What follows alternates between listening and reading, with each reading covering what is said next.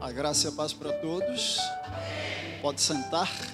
Meus irmãos, uma alegria estar aqui de volta. Quem não me conhece, pastor Aparecido Roberto, primeira igreja batista em Sobradinho, na zona norte da capital. Quem conhece a capital, Cucuruvi, Vila Mazei, estamos ali, não é? Eu sou pastor adjunto lá, meu tio é o pastor titular, eu sou ministro de casais e família naquela igreja. Estamos completando 39 anos de ministério, pastor. Fui ordenado aos 28 anos, né? Então já estamos aí com 39. E o nome da minha esposa é Rubenita, é da tribo de Ruben, não é? No registro está Rubenita, né? Meu sogro, na hora de registrar, chegou lá no cartório, é Rubenita. Mas o cartório não entende muito de Bíblia, né? Então colocou Rubenita, é da tribo de Ruben. E o pastor Adão carinhosamente chama ela de pastora, né? Porque hoje tem muitas pastoras, nós batistas somos poucas, né? Somos 13 mil pastores e 300 pastores. Então a Rubenita não é pastora, ela é psicopedagoga, né? Trabalha com crianças. Mas uma alegria estar aqui. O pastor Adão me deu meia hora, eu vou estar cumprindo, né? Com esse horário. Nós batistas somos muito rigorosos, né? Eu vim agora de um retiro de pastores, 350 pastores, né, 6 sermões. Então tinha horário para começar e horário para terminar. Então nós batistas somos assim bem pontuais aqui. Vamos ficar em pé mais um pouquinho. Êxodo capítulo 14. Livro de Êxodo, capítulo 14. Estaremos lendo alguns versículos do capítulo 14. Quando eu venho para a praia, pastor, eu venho preparado com uns 30 esboços de sermão, que às vezes o pessoal pega a gente de surpresa, né? E batista gosta de esboço, né? Então eu trago logo uns 30, né? Êxodo capítulo 14, nós vamos ler a partir do versículo 11. Êxodo 14, 11. Está ali no telão, né? Vamos acompanhar então pelo telão e vamos ler até o versículo de número 15. Êxodo 14, de 11 a 15. E disseram a Moisés: não havia sepulcros no Egito para que nos tiraste de lá, para que morramos neste deserto? Por que nos fizeste isso que tens tirado do Egito? Não é esta a palavra que temos falado no Egito, dizendo: deixa-nos para que sirvamos aos egípcios, pois que é melhor nos fora servir aos egípcios do que morrermos no deserto. Moisés, porém, disse ao povo: não temais, estai quietos e vede o livramento do Senhor que hoje vos fará, porque aos egípcios que hoje vistes, nunca mais vereis para sempre. O Senhor pelejará por vós e vós vos calareis. Então disse o Senhor a Moisés: porque clamas a mim? Dize aos filhos de Israel que marche. E o 16, ainda o 16: e tu levanta a tua vara, estende a tua mão sobre o mar e fende-o, para que os filhos de Israel passem pelo meio do mar em seco.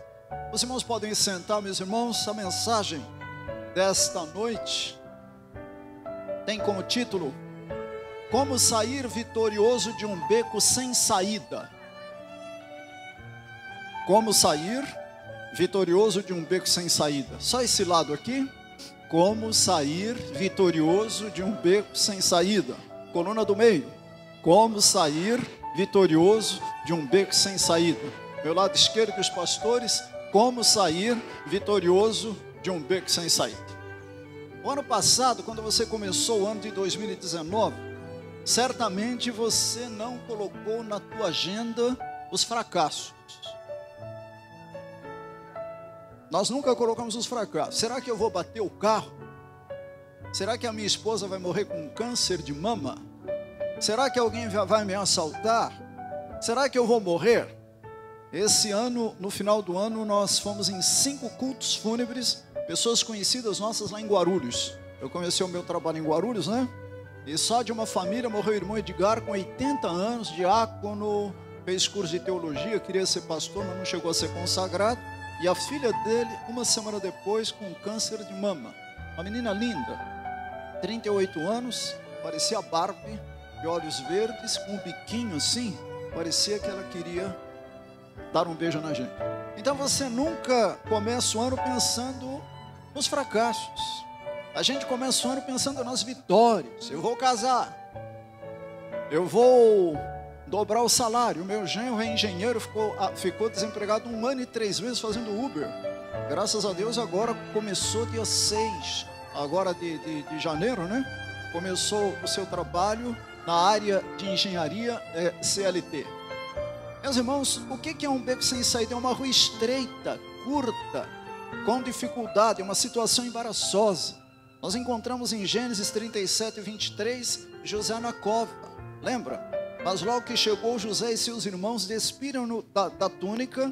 A túnica está lá, de mangas compridas, que traziam, tomando, lançaram na cisterna vazia e sem água. Interessante que me chama a atenção desse texto, que os irmãos de José queriam matá-lo afogado, porque Moisés registrou, sem água.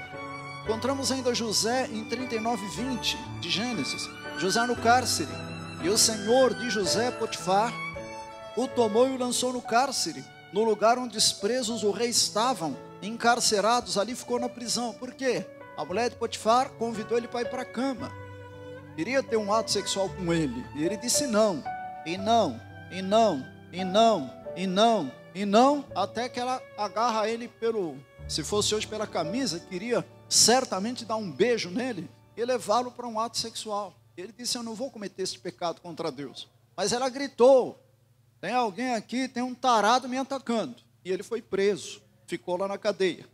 Quando nós olhamos para 1 Samuel, capítulo 17, 44, nós vemos Davi num beco sem saída, porque Golias tinha 6 côvados e meio, 2,80 metros, e Davi era um menino de 17 anos, não é? E o Saul ofereceu para ele uma armadura, e o defunto era muito grande. Davi falou: não sei mexer com isso não, e o que eu vou ganhar se eu enfrentar o Golias? E Saul falou: olha, você vai casar com a filha do rei e vai ter os impostos todos isentos. Mas o Golias estava desafiando o povo, era um homem de 2,70 metros, 40 dias desafiando: quem é que me enfrenta? Então Davi de alguma forma estava num beco sem saída. Daniel capítulo 6, versículo 16, Daniel na cova dos leões, não é? O pastor mencionou. Então o rei ordenou que trouxessem a Daniel e o lançassem na cova dos leões. E disse o rei a Daniel: o teu Deus, a quem tu continuamente serves, que te livre. Eu não sei se o rei falou zombando ou se o rei falou confirmando. Há uma dúvida aqui. Ele que te livre. Atos capítulo 12, versículo 3, preso Pedro na prisão. Vendo isso ser agradável aos judeus, Herodes prosseguiu, prendendo também a Pedro, tendo-o feito prender, lançou no cárcere, entregando a 4 escoltas de 4 soldados cada uma.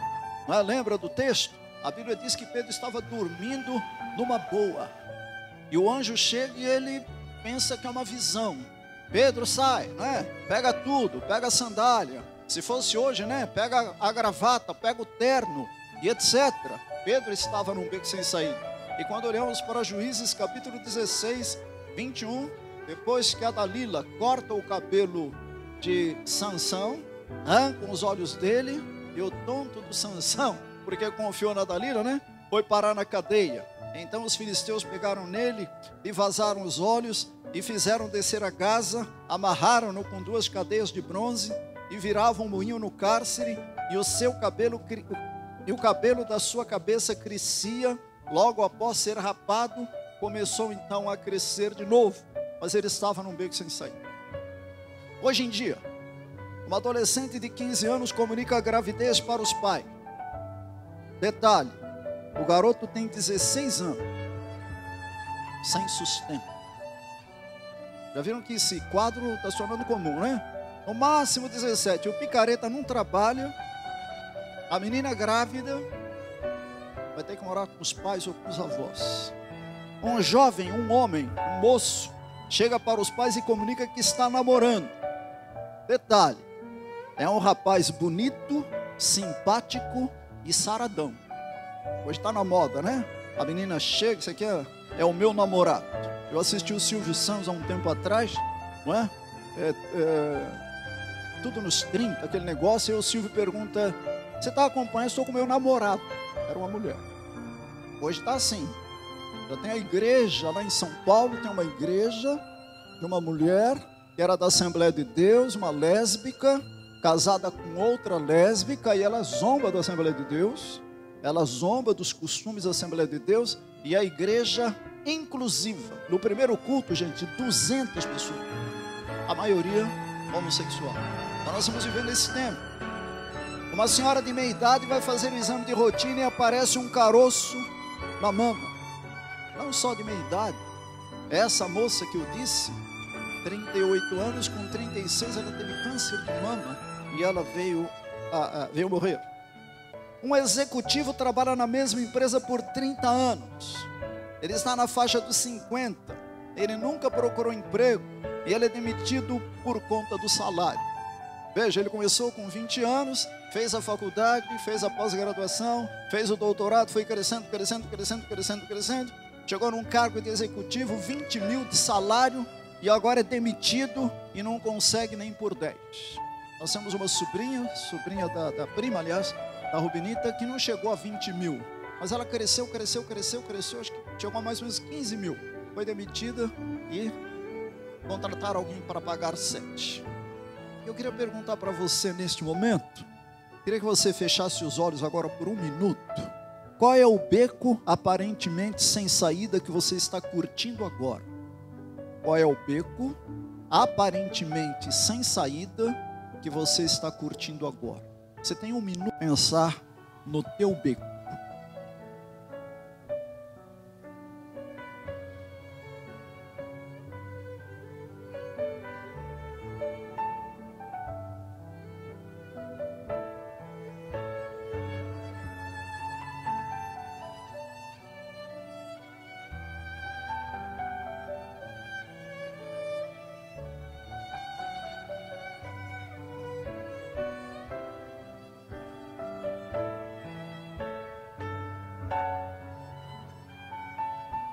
Meus irmãos, quando nós olhamos para João capítulo 16, versículo 33, diz: estas coisas vos tenho dito para que tenhais paz em mim, no mundo passais por aflições, becos sem saída.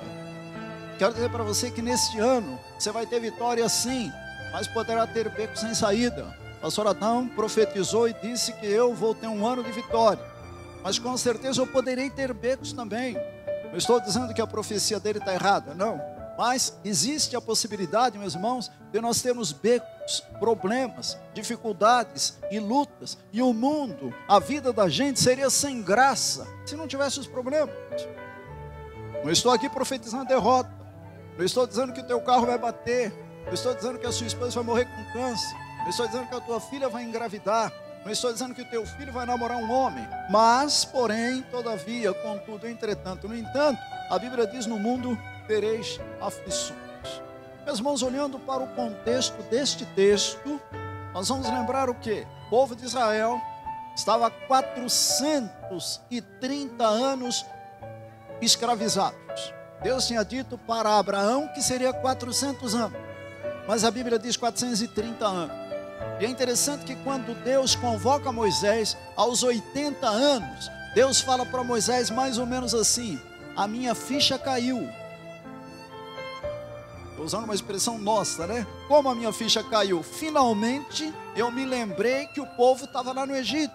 Será que Deus tem amnésia? Claro que não.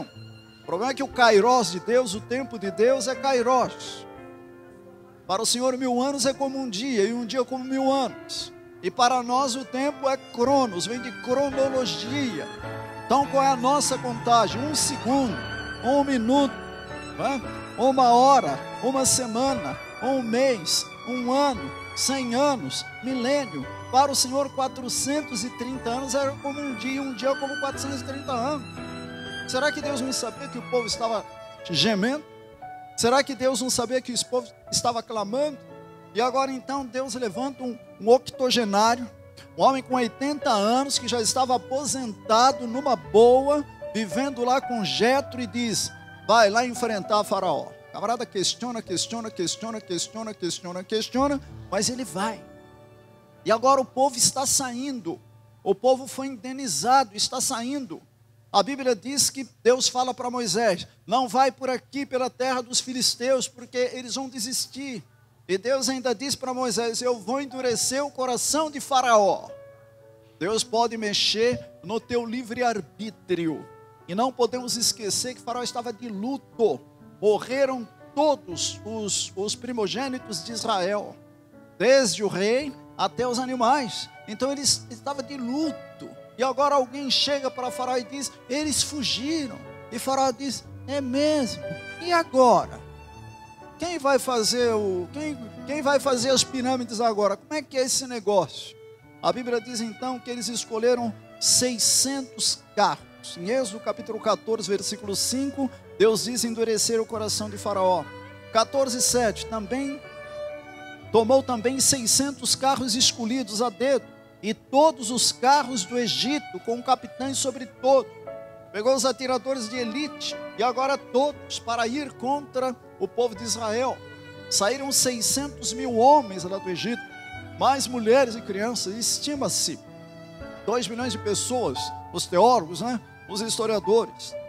Em 14:10, e chegando a Faraó, os filhos de Israel levantaram os olhos, e eis que os egípcios iam atrás deles, e temeram muito. O povo ficou com medo, Eles estavam caminhando, Tem um hino no cantor cristão que diz: temos por lutas passados umas temíveis cruéis. Não sei se tem na harpa, Então imagina que eles estavam cantando: temos por lutas passados umas temíveis cruéis. Daqui a pouco houve um barulho. A Bíblia diz que eles estavam a pé. Eles ficaram 430 anos no Egito, não sabiam guerrear. Era escravo, só sabia trabalhar. O que é que escravo faz? Trabalha, apanha, e o salário, Chico Anísio. Trabalha, apanha, salário mínimo.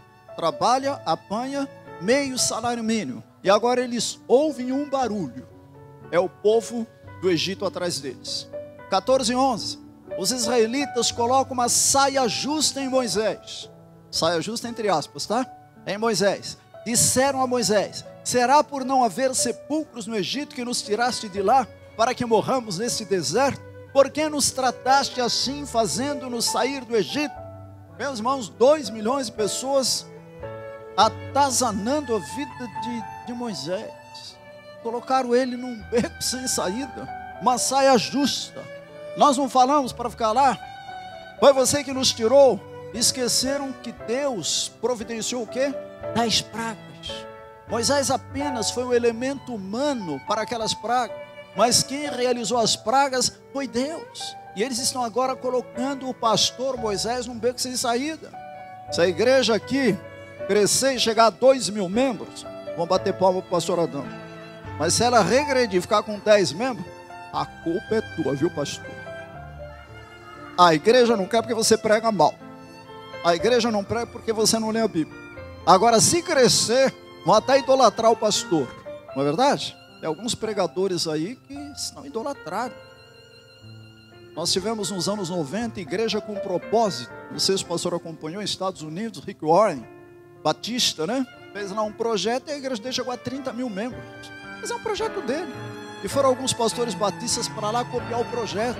Teve um colega em Guarulhos, falou: pastor Aparecido, a minha igreja está com 300 membros, daqui a um ano vai ter 1000 membros, porque nós vamos aplicar igreja com propósito. Não é método. A minha igreja tem célula. Batizamos 8 pessoas agora, 9. Nós ficamos um ano inteiro sem batizar ninguém. Não é o método, não é igreja com propósito, não é célula, não é PGMs. A nossa Convenção Batista Brasileira, Junta de Missões Nacionais, está com igreja multiplicadora, não é? PGMs, pequenos grupos, mas não é o modelo que faz a igreja crescer, é o Espírito Santo que faz a igreja crescer.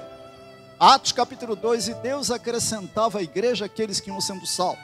Mas voltando aqui para o texto, 14:12, deixa-nos para que sirvamos os egípcios. Veja, meus irmãos, o contexto.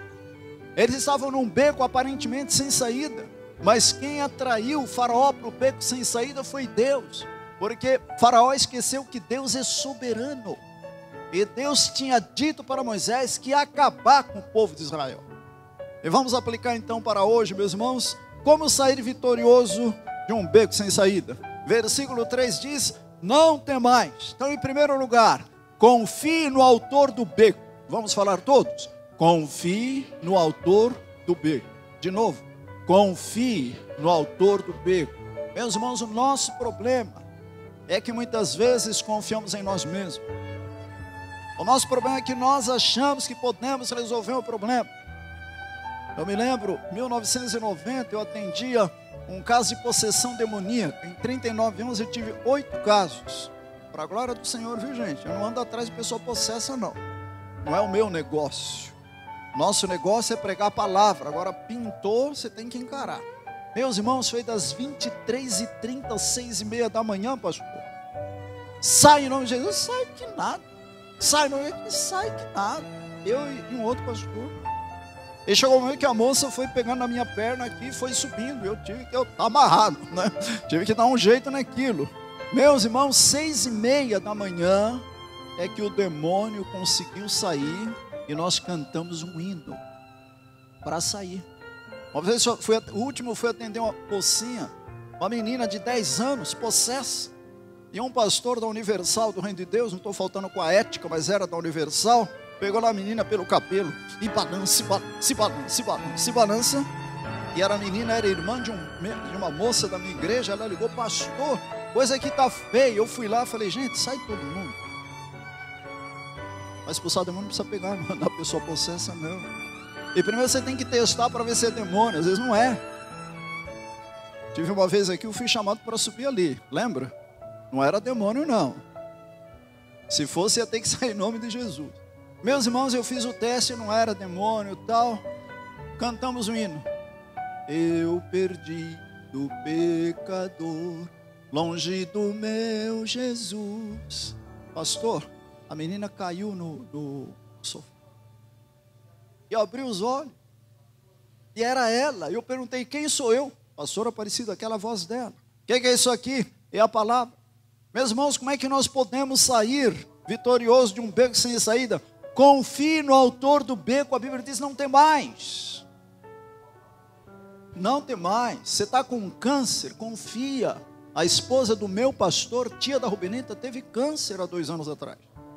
Eu estava sem ministério, né? Estávamos orando. Fui numa igreja, outra eu pedi demissão da minha igreja depois de 13 anos e pouco. E na igreja batista você tem que esperar um convite. Eu estou sem ministério, procura daqui, procura dali, ora. O tio da minha esposa me convida: quer ser meu pastor auxiliar? Quer. Assim, acertamos salário, tudo.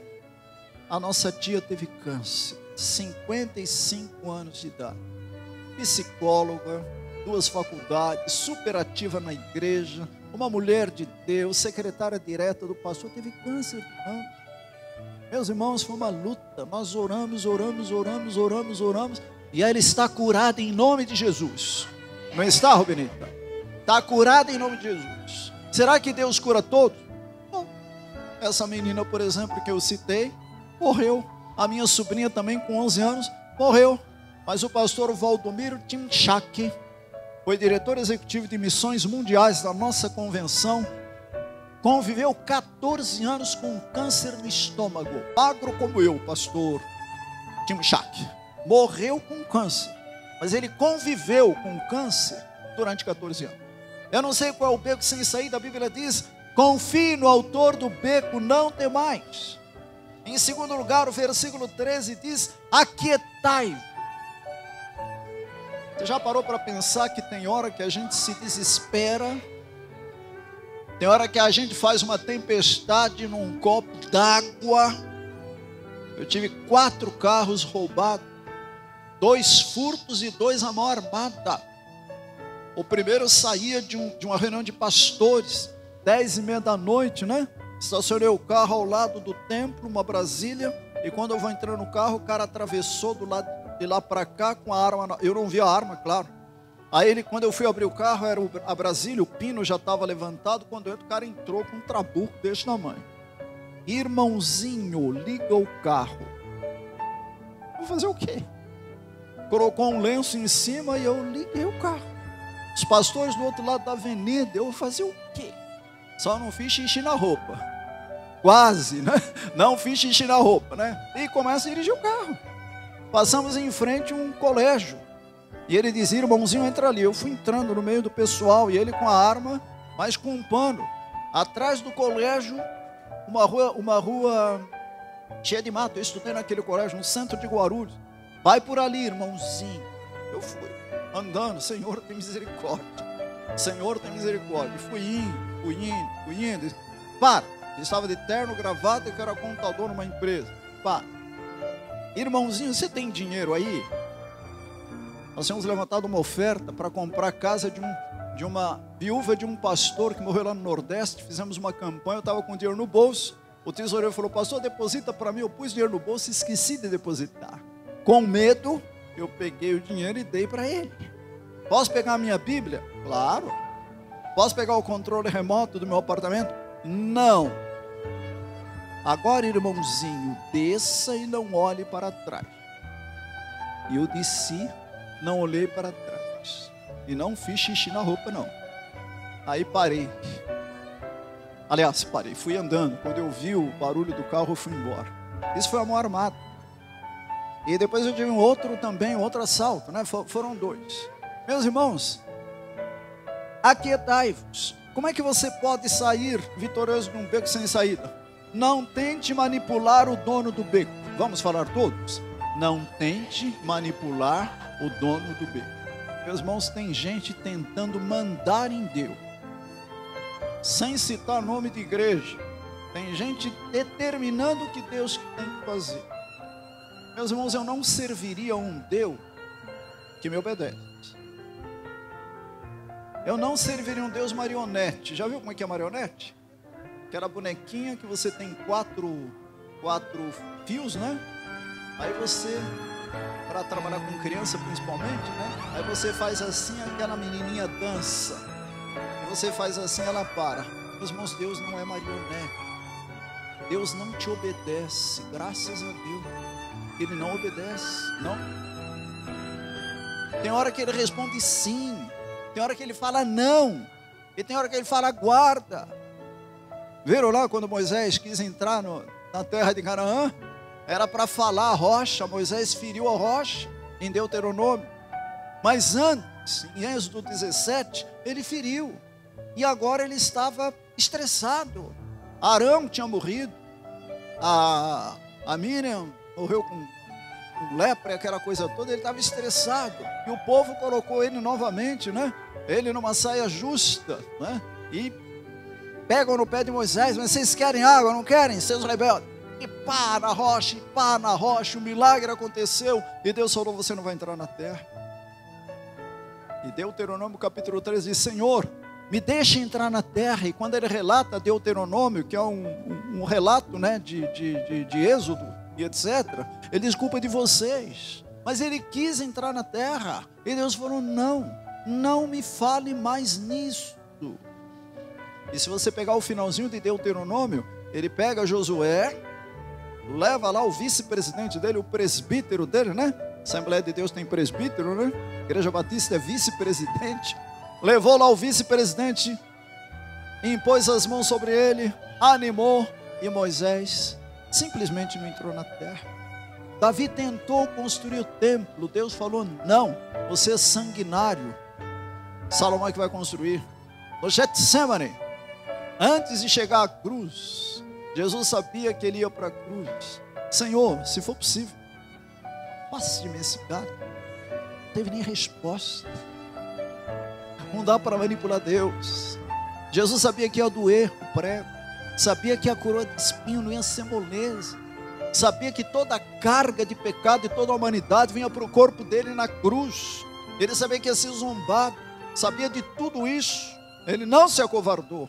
Mas ele não teve resposta. O apóstolo Paulo, Senhor, tira o espinho. Não. Senhor, tira o espinho. Não. 2 Coríntios capítulo 11, 12. Senhor, tira o espinho. Não, Paulo, a minha graça te passa, o meu poder se aperfeiçoa na fraqueza. Não tente manipular o dono do beco. Meus irmãos, é muito difícil entender a vontade permissiva de Deus. Eu tenho um projeto aqui que eu estou orando. Eu agora estou lendo um livro. Eu cheguei no capítulo 33 de Êxodo, quando Deus diz para Moisés, Moisés, você vai chegar até Canaã, mais ou menos assim, eu não lembro direito o texto, porém eu não vou estar com você. Moisés, você quer ir para lá? Eu não vou estar com vocês. Meus irmãos, Moisés tomou uma decisão que eu nunca vi outro na Bíblia. Ele disse: o senhor não for, eu não vou também. Veja, às vezes nós queremos fazer uma coisa, tomamos uma decisão e achamos que é a melhor coisa. O meu genro é engenheiro, né? Então um salário alto. Diferença como pessoa jurídica para CLT, 2.000, para menos. E ele ficou assim. Falei: rapaz, vem aqui, eu sou contador também. Fiz uns cálculos, pega a CLT, rapaz. Você vai ter fundo de garantia se você for demitido, você vai ter 13º, férias, não sei o quê. Ah, mas aqui tem 2.000 a mais. E ele decidiu pela CLT. Daqui a pouco a empresa que estava oferecendo esses 2.000 a mais, ofereceu 3.000 a mais. Olha só a tentação. Mas agora ele fechou com a CLT e ele vai ter participação dos lucros. Meus irmãos, não tente manipular o dono do beco. Em terceiro lugar, meu tempo está terminando. A Bíblia diz: vede o livramento do Senhor que hoje vos dará. Moisés agora pega o microfone, se fosse hoje, e diz: vede o livramento que Deus vos dará. Esses egípcios que vocês viram, nunca mais tornareis a ver. Então, em terceiro lugar, meus irmãos, acredite na capacidade do Senhor do beco. Vamos falar todos? Acredite na capacidade do Senhor do beco. Muitas vezes nós fazemos Deus um Deus minúsculo, um Deus pequeno, um Deus que não abre o mar vermelho. O nosso Deus fez o mar vermelho abrir, passar em terra seca. Quando você lê o texto, a coluna de nuvem nunca se afastou e a coluna de fogo também não. Estava aqui a coluna de nuvem durante o dia, era só seguir a coluna. Não era Moisés que estava comandando o povo, não. Era só seguir a coluna. À noite, coluna de fogo. Era só seguir a coluna. A roupa não apodreceu. Não tinha shopping center lá. Sapato também não. Açaí não tinha, né? Geladeira também não tinha. Sorvete não tinha. Mas tinha maná. Suco de maná, picadinho de maná, maná milanesa, maná ali na mesa. Tinha maná doidado, né? Eles tinham tudo para chegar lá. Em último lugar, por causa do tempo, o versículo 15 diz: Deus agora toma o microfone de Moisés. Por enquanto Moisés está falando, né? Olha, vede o livramento do Senhor que hoje vos fará. Agora é o contrário. Deus agora toma o microfone do pastor Adão e diz assim: por que clamas a mim? Dize ao povo de Israel que marche. Já viu como é que é marchar? É 1, 2, 1, 2, 1, 2. Isso é marchar. Tem gente que corre a 100 por hora. Não é para correr. Se eles corressem a 100 por hora, 2 milhões de pessoas, um ia passar por cima do outro. Mas se eles andassem como tartaruga, como é que ia ser? Não é? Aqueles crentes coelho iam correr muito. E o outro tartaruga ia correr devagar. E um ia passar por cima do outro. Então era para marchar. Diga ao povo de Israel que marche. Então, em último lugar, continue servindo ao Senhor, curtindo o beco. Vamos falar todos? Continue servindo ao Senhor, curtindo o beco. Querido, eu não sei qual é o beco sem saída que você está enfrentando. Eu não sei a dificuldade que você está enfrentando. Quantos aqui têm certeza absoluta da salvação? Diga aleluia. Quantos têm certeza da salvação? Diga glória a Deus. Você que não falou glória a Deus, você está num beco sem saída. E você que não falou glória a Deus, só tem uma saída. Não é a Igreja Assembleia de Deus, e nem a Batista, e nem a Universal do Reino de Deus, e nem a do bispo, nada disso. Nem a católica. Eu vou dizer para você: pastor não vai para o céu, presbítero não vai para o céu, diácono não vai para o céu, papa não vai para o céu, batista não vai para o céu. Sabe quem vai para o céu? Discípulo de Jesus. Se você não aceitar Jesus Cristo como seu Salvador, não adianta ser da Assembleia, não adianta ser pastor, não adianta ser batista, não adianta ser presbítero. Só entra no céu discípulo de Jesus. E discípulo de Jesus é um pecador salvo. Eu completei 50 anos de batismo. Eu era coroinha da igreja católica, servia um Deus morto, Aparecida, por isso meu nome é Aparecido. Domingo de setembro de 69 eu me converti a Jesus Cristo e saí do beco sem saída. Como sair vitorioso de um beco sem saída? Confie no autor do beco. Não tente manipular o dono do beco. Acredite na capacidade do Senhor do beco e continue servindo ao Senhor, curtindo o beco. O pastor Adão pediu que eu fizesse apelo.